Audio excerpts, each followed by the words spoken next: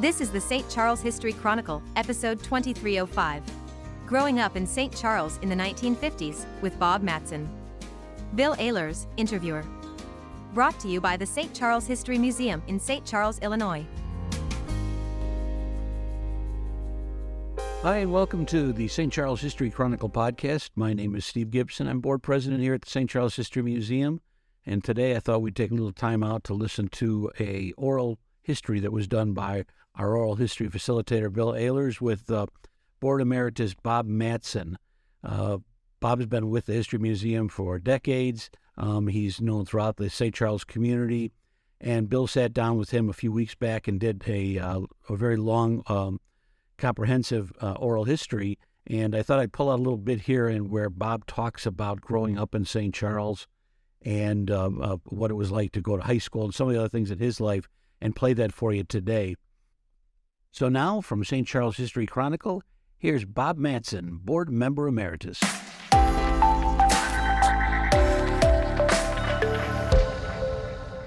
Bob, can you tell me what it was, paint a picture of what St. Charles was like growing up?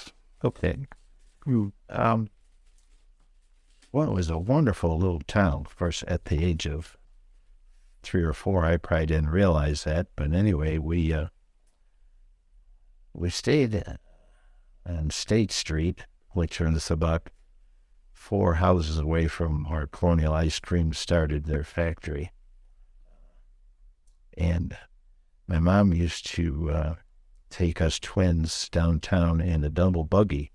And in those days, there weren't too many twins, so people would kind of stop and say, oh, we kind of look at those kids, and which one is which? Well, who, can you tell the difference? And things like that. So, there was a fellow in St. Charles, too, who owned the Gardner's Bakery store. And actually, his dad owned it, but Carl was probably in his 20s at that time or something, but he took a liking to photographing a lot of people. And I don't know how many hundreds of people in St. Charles he took photographs of. But that was his hobby. And in fact, when Dick and I were 1 year old, he took a picture of us. And he took a picture of us every year on our birthdays. And from then till we were about 20 years old. I have most of those pictures from every year. Why did he do it? I don't know. It was just one of those things that he loved to take pictures of people. But to get back to, really growing up in St. Charles, my folks bought a lot on 4th Street in St. Charles in the 1200 block and had a Swede by the name of Johnson build them a Cape Cod house. It was a 3-bedroom. When my grandpa came to live with us, he lived in the downstairs bedroom. My brother and I were upstairs in a bedroom, and my parents in another bedroom. Dick and I were twins. We slept in the same bed together. When my brother came along, younger brother, 6 years later, he was in the same bedroom. So there was 3 of us boys together in one bedroom, which was okay. A lot of people had a lot of kids growing up together, sleeping in bedrooms, which was fine. What did we do as kids? Oh man, we had a ball. I mean, we always played kick the can, red light, all over the neighborhood. You're running here and there through people's yards, just trying to not get caught to be it next. We had, frankly, all boys in our neighborhood. For some unknown reason, I know the water in St. Charles was just producing boys. And there was Dick Noreen, Richter boys, Jim, and Ron. Was Ron Carlson. There was Artie Tony, Bob Mann lived a block away from me. There was the Soderquist boys who were all into building roads and houses, and the Dreesens were there too. They're a little bit older than Michael and I. I can remember one time the youngest Soderquist, his name was Rod. Rod said, "Hey, you guys want to learn how to smoke?" "Oh, yeah, that'd be great, Rod." "Well, let's go out in the cornfield and get some silk and we'll roll it up in a piece of paper and you just, when I light it, you just suck in real deep, So after he lit it, we each took a sip or not sip, but suck in and, we got a little bit of flame, I think. Well, that was the end of our career of smoking. And I remember Rod saying, hey, you want to hear a dirty joke? Oh, yeah, sure. We're maybe 12, 13. He says, well, Mary Grump sat on a stump. The grass grew long and tickled her rump, bump, bump. Now, it wasn't a dirty joke, but anyway, it was our first joke I think we ever heard. What did we do for enjoyment? Well, we built a lot of underground forts. We actually put a roof over them, and you could tunnel down in, and we had candles in there. We just thought, was like a home away from home. Not really, but it was a good place to get away. And there was 3 or 4 of us, and would always dig an underground fort. We had one 2 doors down from our house because it was an empty lot. Most of the kids, we just wore jeans. What did we, did we get dirty? Sure, we got dirty a lot of times, Parents care not too much. Did we have hours? Yeah, because there was, in that particular time, there was a polio epidemic. And parents said, how are children getting polio? Is it contagious? Well, they thought, yeah, it was contagious. So, you weren't allowed to go in the swimming pool anymore. You weren't allowed to play with your buddies. So sometimes and I remember the minor kids that lived across the street, we just took a ball and roll the ball across the street and they'd roll it back to us. I mean, we didn't want to get in contact with them. So apparently that was, our entertainment for the time. After that got over with, as far as what did we do? Well, in the winter, we just loved to toboggan and stuff like that. And then down at the Mount St. Mary Academy, which was the girls' Catholic school in St. Charles on the west side of 31, there was a steep hill that went down, and we could sled down that to 31. And there weren't hardly any cars then, so you could really go all the way into 31 and not have to worry about traffic and stuff. And we'd stay down there and play there, and that was probably half a mile away. But we'd stay there and play until we couldn't hardly walk anymore, or it was too cold, so I didn't get home and get some hot chocolate. A lot of the guys, the young guys, when we were starting in junior high and high school, I wouldn't say a half, but at least a third of our kids lived on farms and went to our schools. And so in the spring and the fall, some of them would have to get off work get off school for 2 or 3 days to help with chores, to plant, to bring in the crops in the fall. Some of us guys in town, as far as doing a job or doing something later on, and we got old enough to do things, there was paper routes. And there was actually 3 different companies. There was the Elgin Courier News, and there was the Aurora Beacon News, and then the one out of Chicago, or New York, not Chicago, yeah. It was a bigger paper. But you would actually take the paper itself, and you would roll it up and tuck in the top so that it couldn't open. And so we each had a route, depending on the size. I think mine was one of the biggest, 130 papers. Mine was on 3rd Street and 4th Street, so you had to go up a hill first to get to the houses. Anyway, you had a big bag, which was a cloth bag that you'd put all the papers in, and then you had a big wire basket in the front of your handlebars, and you'd put the cloth bag into those wire to hold it. So it would really fill up quite a large area in front of your handlebars, and there was a lot of weight to it, so you had to be careful when you're riding your bike. But anyway, you'd go along and, here's a house over here, and you knew you had to know your routes. You had to know what paper went where. So when you take it, you just throw it as far as you could and try to get it close to the porch. Well, naturally, around Christmas time, you thought, maybe I could get a tip if I brought it in a little closer. Maybe if I put between the storm door, that might work. So, and some people were very nice. They'd give you an extra buck or a buck, yeah, for 50 cents. The buck was a lot in those days. Some people would even have cookies for you. So that was a way of getting some money. I think I made $3.50 for every night to go deliver papers, and he'd start usually sometime around 3 o'clock or so, because they had a newsstand which was right by City Hall, and they'd bring the papers in there, and we had these long benches, and that's where you would be distributed to the papers, and then you would fold them up and put them in your bag, as I said, and then you'd start out wherever your route started to, and then followed up wherever you were. Of course, in the winter, sometimes when there was so much snow, it was really pretty hard to get through the snow with a bike. Sometimes, you could swing it out around your shoulder and carry it.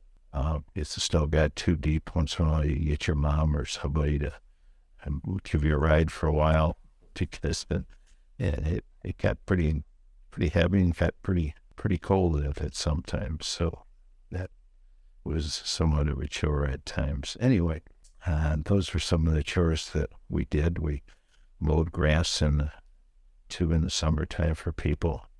It was the old hand push mower, so it was called electric mower. If the person was fairly nice, sometimes you'd get 50 cents for mowing the grass, and then bring you a hop or something, which was usually white barbs. That was always look forward to mowing that kind of grass, that you'd get a little treat too.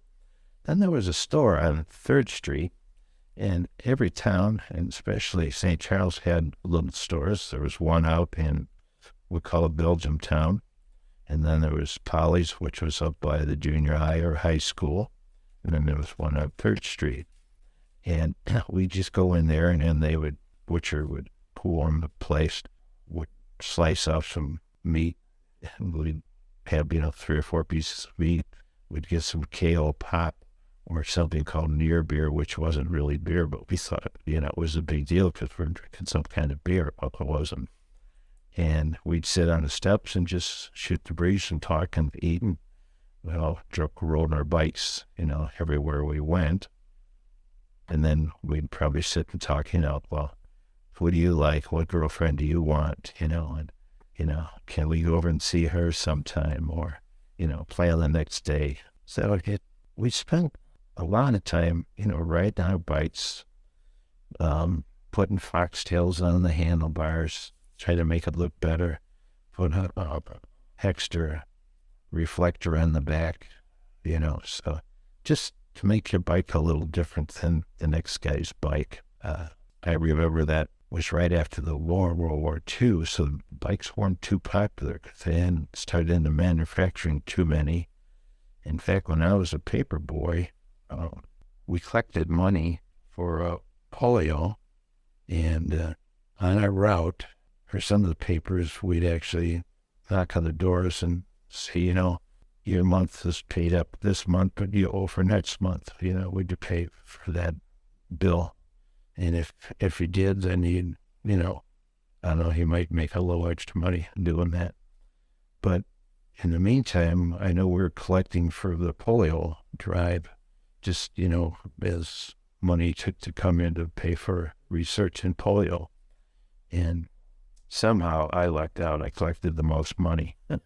So actually, I was awarded a bike, so I didn't have to buy my own bike. But, a lot of times, us kids, we made our own money, bought our own bikes. We didn't ask mom and dad for that. It's because a lot of parents couldn't actually afford to even buy a bike for their kids.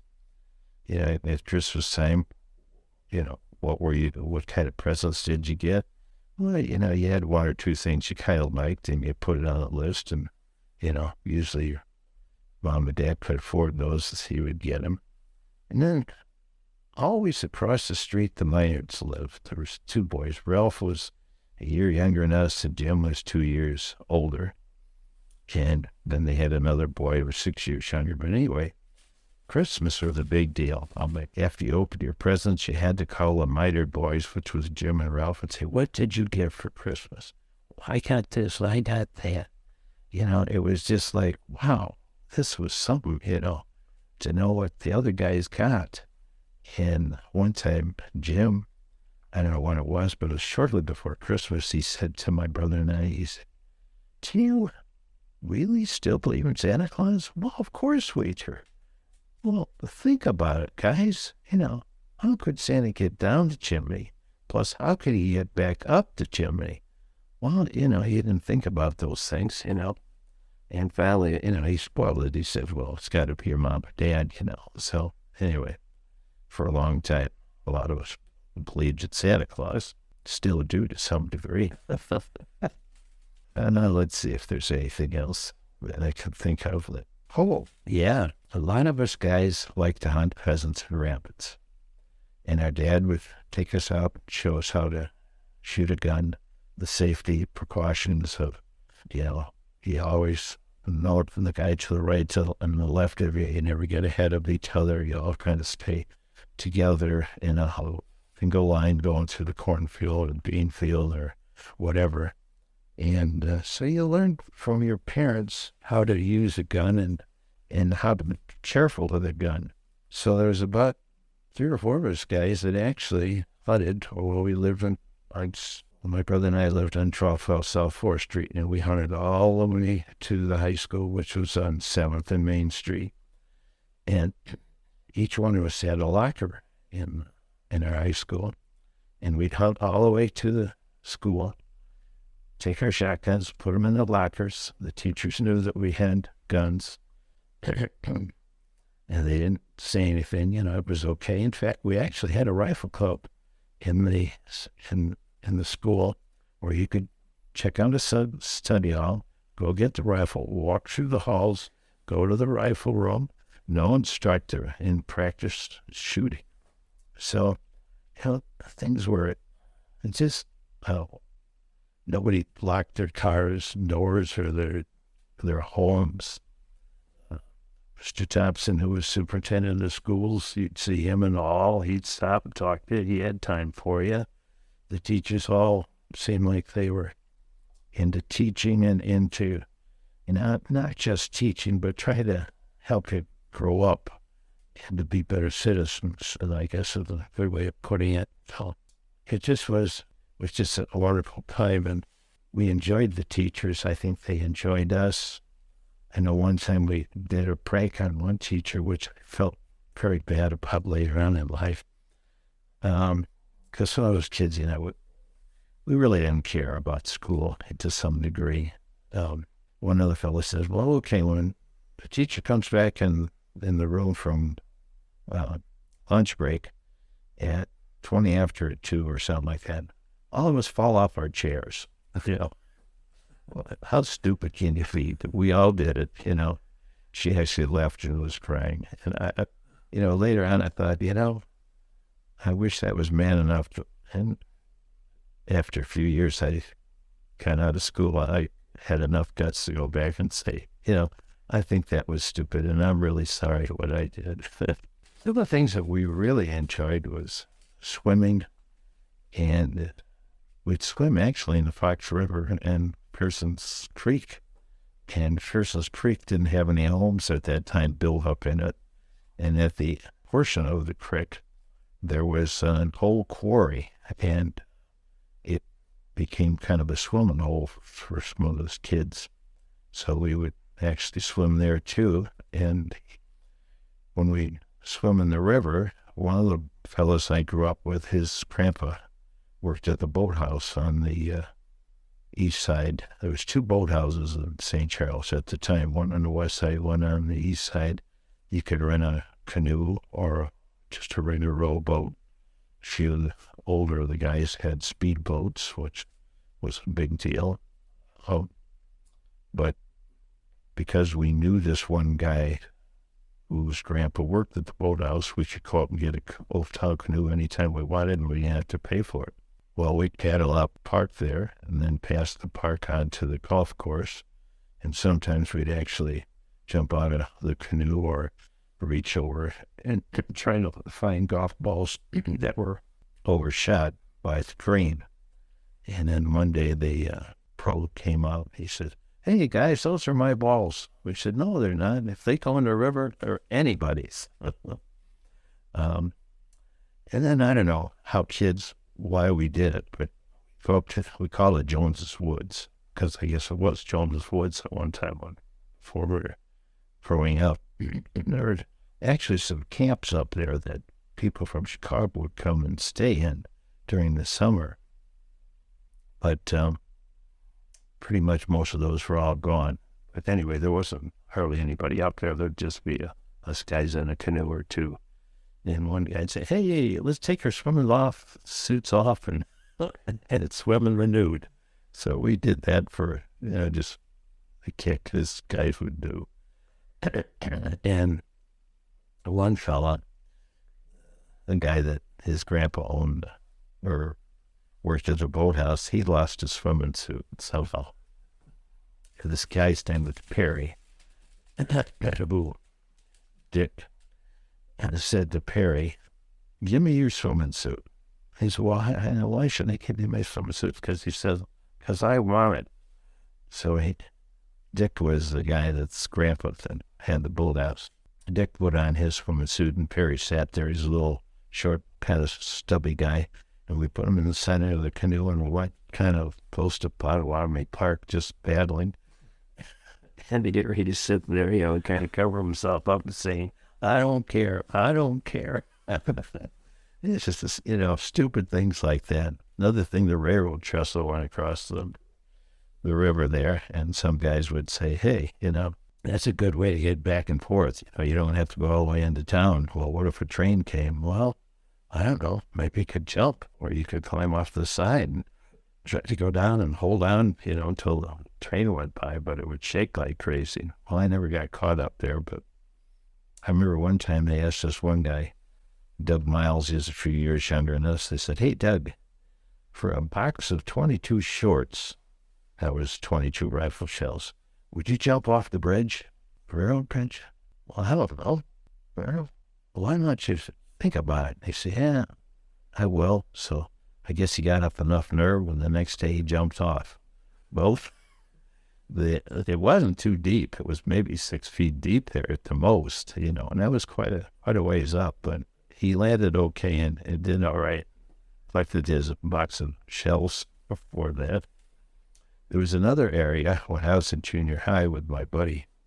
There's a trail called Langham's Trail that would wind around and go underneath the railroad trestle and went by the boathouse and would take you up to St. Charles or to the park itself. So people were always walking underneath there. Well, you could climb up underneath the railroad trestle there, and somehow you could see down, but they couldn't really see you up where we were because there's enough timbers and stuff. And we just take little pebbles or little rocks and just kind of try and drop them on people as they walk by, and where the heck is that coming from? And they couldn't see us. And then somebody got the idea that Rum River Crook cigars were the thing to have. What were they? Well, they were cigars. They were soaked in rum, and they were kind of curved, and they called them Rum River Crooks. Well, another buddy in my junior high, we decided we'll sit up there at the railroad trestle and we'll smoke a cigar. This was during our noon lunch break. I went back to school and yell around me. She's going, "I smell smoke. Somebody been smoking?" Kind of, crouched down like it wasn't me, but it was me. Anyway, and the teacher was Mrs. Mann, who was one of my buddy's best. Well, he was one of my best friends, and his mom was the teacher. Anyway, I don't know if I ever got back to my folks or not. A lot of kids did golf. Well, I shouldn't say did golf. They caddied for golf. and would walk up to the St. Charles Country Club and make a few dollars caddying that way. Okay, Bob, tell me, after you got out of high school and kind of the direction you wanted to go in or did go in. Let me just give you a little something before that, too. In high school, we did have a lot of clubs, a lot of organizations, and we only had 3 athletics. We had baseball, track, or football. And in 1953, St. Charles had never won the Little Seven conference track meet. We won it that year in 1953. I was a sophomore, and weren't too many guys out for track, and apparently they needed somebody to run the mile, even though I was a younger guy. They said, you're going to run the mile. Okay. Well, the whole thing is we beat Wheaton out just by the last couple seconds, I should say, in the relay. And they probably beat us 55-0, probably in football. But anyway, we won that for 3 years straight, which was, I don't know, kind of an accomplishment. I was thinking, what am I going to do when I get out of school? A lot of my buddies, they were pretty sharp. They picked chucks so that they can advance courses and stuff. And I liked shop, and I wasn't too interested in anything of going on to school. But all my buddies are going off to college. Well, what are you going to do, Bob?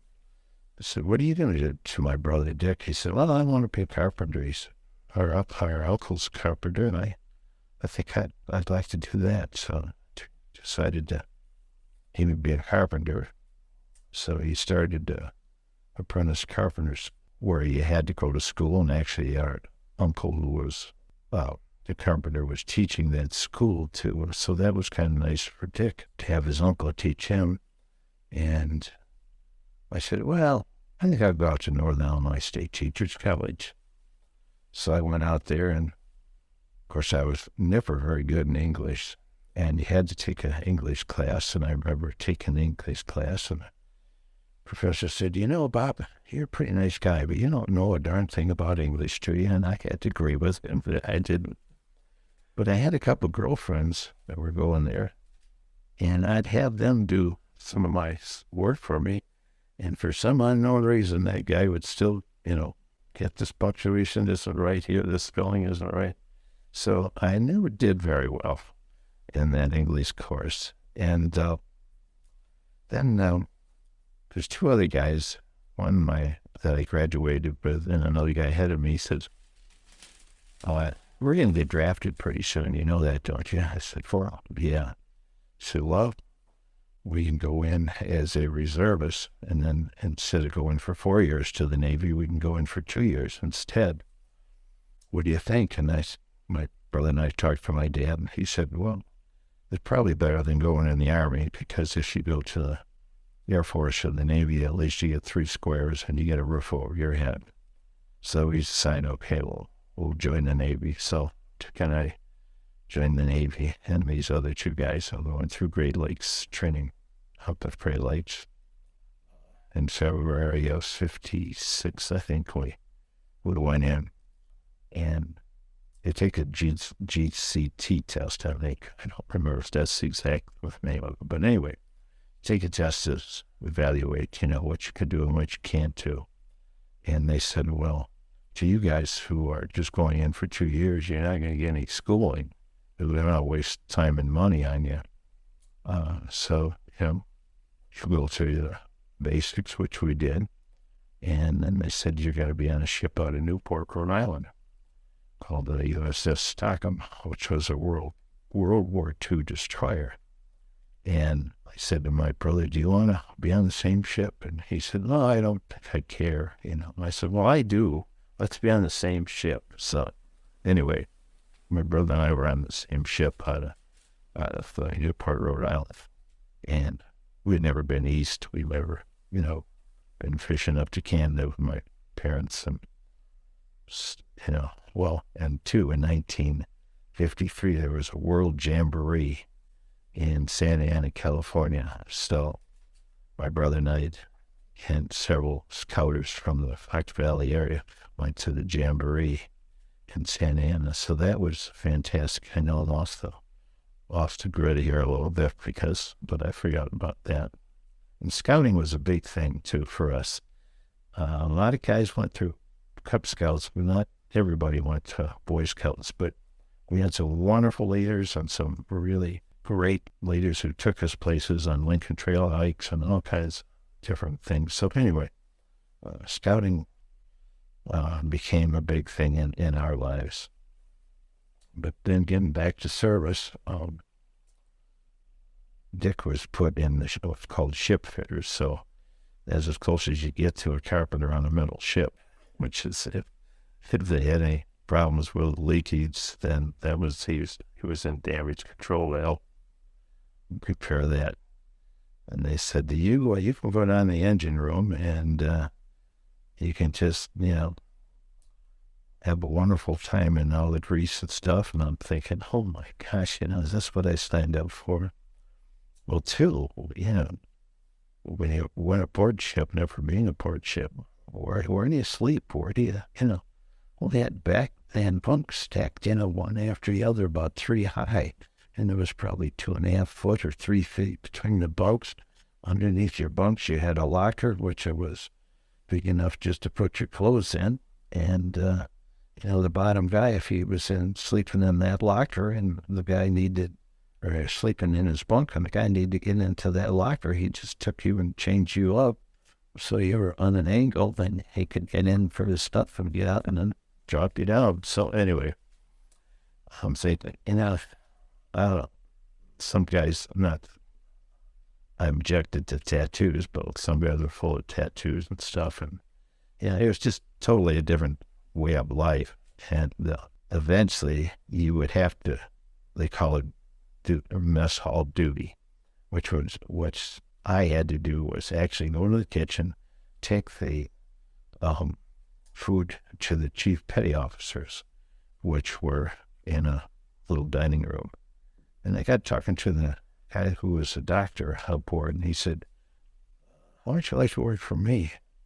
I said, well, that'd be great.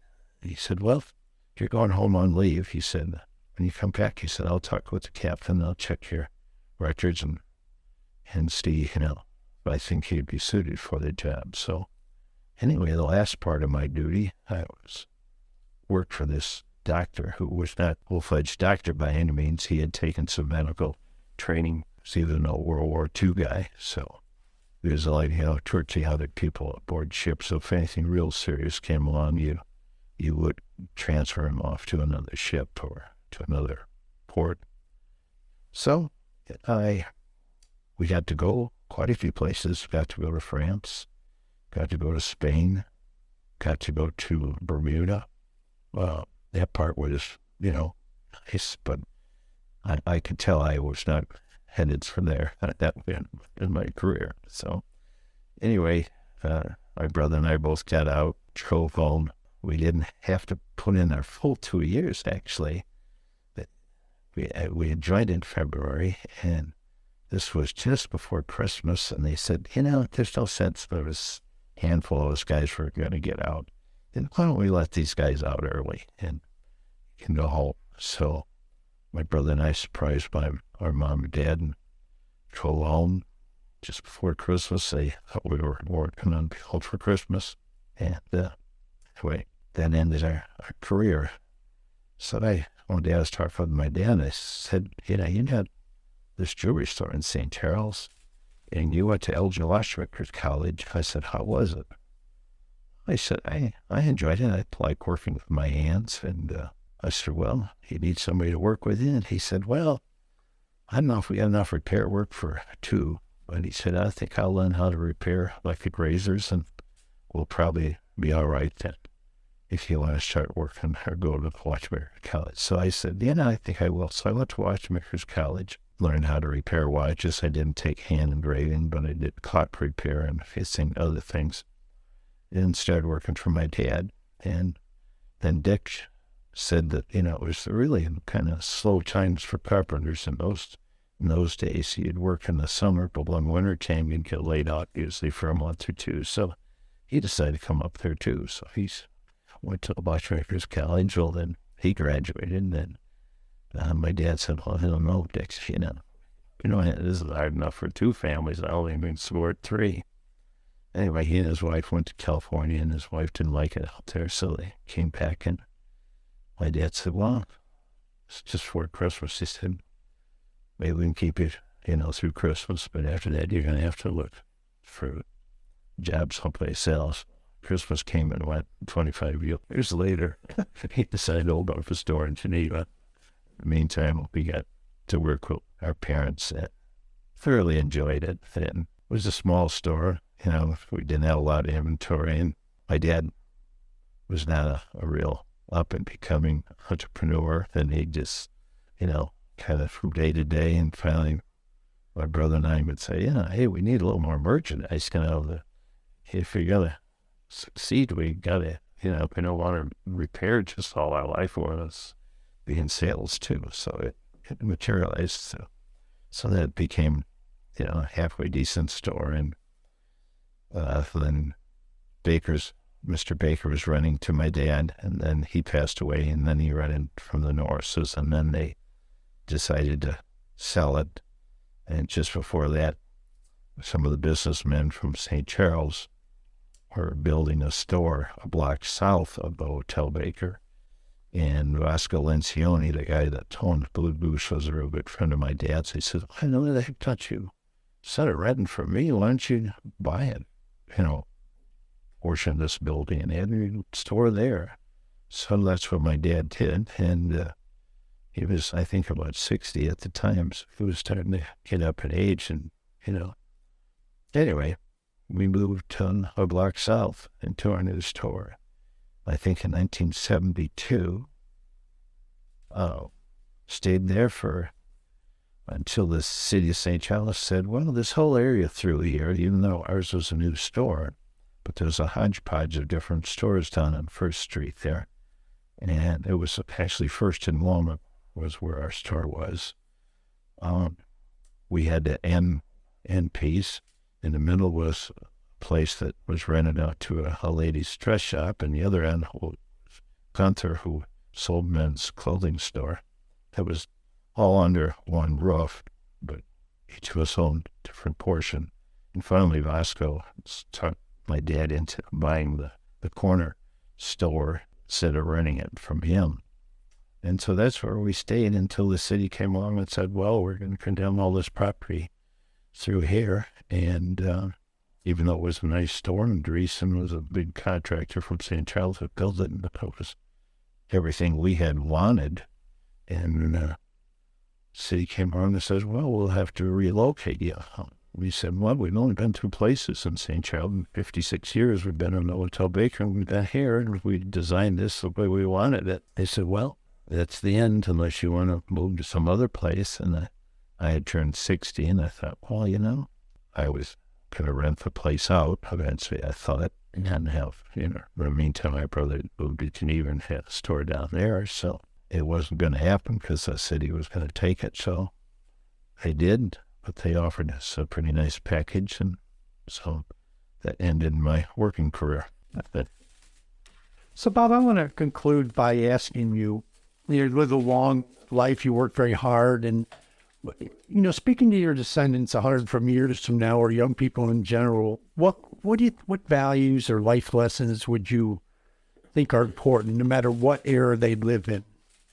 Well, there's so many good things that I could talk about, but I think a couple things that come to my mind is, do unto others as you would have done unto you, and be honest in everything.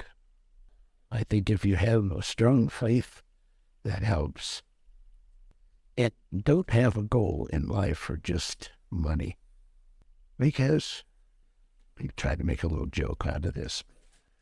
And there's only one thing poverty can't buy, and that's money.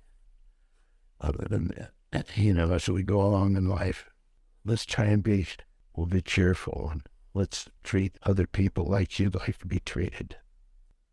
So many great men have said so many great things for me that I'd like to have a list that I could go through and probably say some of those things, but I don't even remember some of those things. But anyway, I think I probably said the best of that I know what to say.